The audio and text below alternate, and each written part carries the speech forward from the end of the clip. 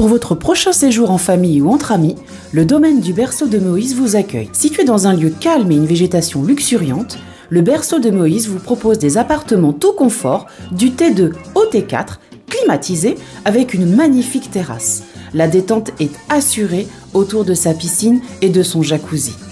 Réservation au 05 90 81 64 28 ou au 06 43 87 30 15.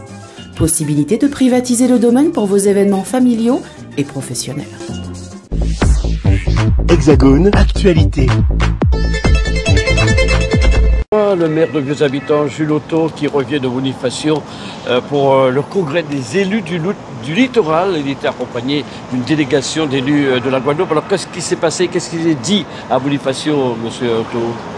Alors bien entendu, c'est l'association nationale des élus du littoral. Et bien entendu, l'ensemble des Outre-mer, la Réunion, la Guadeloupe, la Martinique, Mayotte et puis Nouvelle-Calédonie, on était présents avec une bonne délégation des ultramarins pour échanger, pour discuter sur des enjeux du développement de notre littoral. Et bien entendu, les questions qui sont aujourd'hui aux Antilles, Guyane, la question des sargasses, la question des retraits du trait de côte ont été donc à l'ordre du jour et qu'aujourd'hui aussi, c'est le maire de Bonifacio qui est président de l'association. Il vient d'être élu président, donc très solidaire avec nous sur nos problématiques, sur nos enjeux. Et au-delà de ces problématiques qui nous préoccupent, les sargasses, mais il y a aussi des problématiques de développement du littoral. La loi littorale qui parle de développer et protéger. Il ne dit pas simplement protéger, mais il dit protéger et développer. Et donc il y a une nécessité d'adapter cette loi à la situation des ultramarins, de la Guadeloupe en particulier.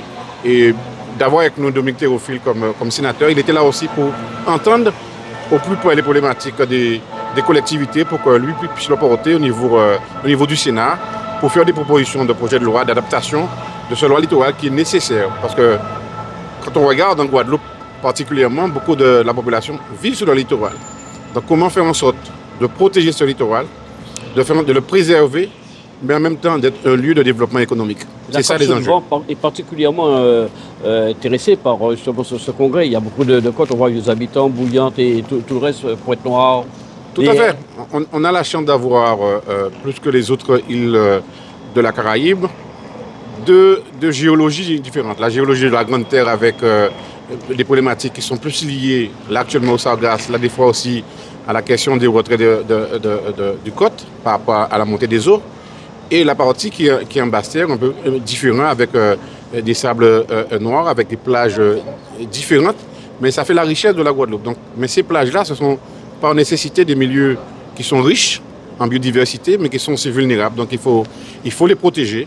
On est d'accord là-dessus, mais aussi il faut aussi que ce soit un lieu de développement économique, un lieu d'attractivité permettant de fixer l'emploi, permettant d'avoir des Guadeloupéens qui restent sur place. Donc quand on va dans ces congrès-là, c'est pour échanger, pour entendre les observations, parce que les problématiques du littoral qu'on a en Bretagne, qu'on a dans le sud de la France, qu'on a à Bonifacio, sont aussi les mêmes que les nôtres. Donc on peut prendre des idées pour les adapter peut-être voilà, sur la Guadeloupe. Prendre des idées, bien entendu, il faut les adapter, mais on a un socle commun, on a des enjeux de développement de ce littoral, on a des enjeux quand on voit Bonifacio, comment à travers l'activité, l'économie bleue. Aujourd'hui, l'économie bleue, c'est une économie où on doit s'investir.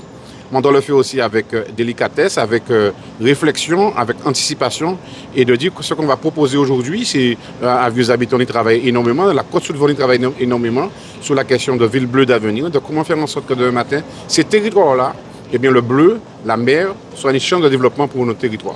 Je suppose que le phénomène sargasse a été largement abordé, un phénomène qui intéresse la Guadeloupe comme la Martinique aujourd'hui et qui commence à poser quelques problèmes, peut-être, qu'il y a quelques conséquences, notamment sur le plan sanitaire. Sur le plan sanitaire, il y a plusieurs problèmes.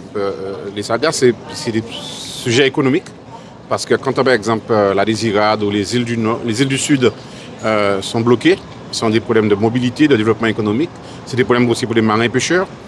Quand il y a des odeurs, quand il y a les HS2 qui se dégagent, c'est des problèmes aussi sanitaires, donc de santé publique. Et donc voilà, c'est un certain nombre des problèmes aussi d'éducation, parce que quand il y a par exemple pour d'une école, il y a des odeurs fortes, on est obligé d'arrêter de faire évacuer les enfants. Donc, mais aujourd'hui, il y a une prise de conscience globale. On était entre nous, entre la Martinique, la Guadeloupe, la Guyane. Aujourd'hui, avec le travail que fait la région, on est sur une dimension, au niveau de la Caraïbe, une dimension mondiale. D'ailleurs, il y a un premier combat qui a été, donc c'est une calamité qui est reconnue au niveau international. Maintenant, on doit travailler au niveau national, faire en sorte que, eh bien, qu'on puisse caractériser précisément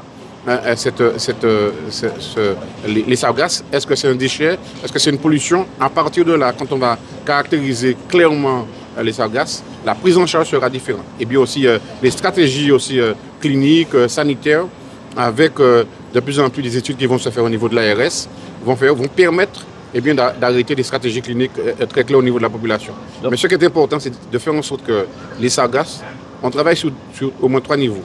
Premièrement, qu'il n'y ait pas d'échouement. Donc, mettre en place des barrages.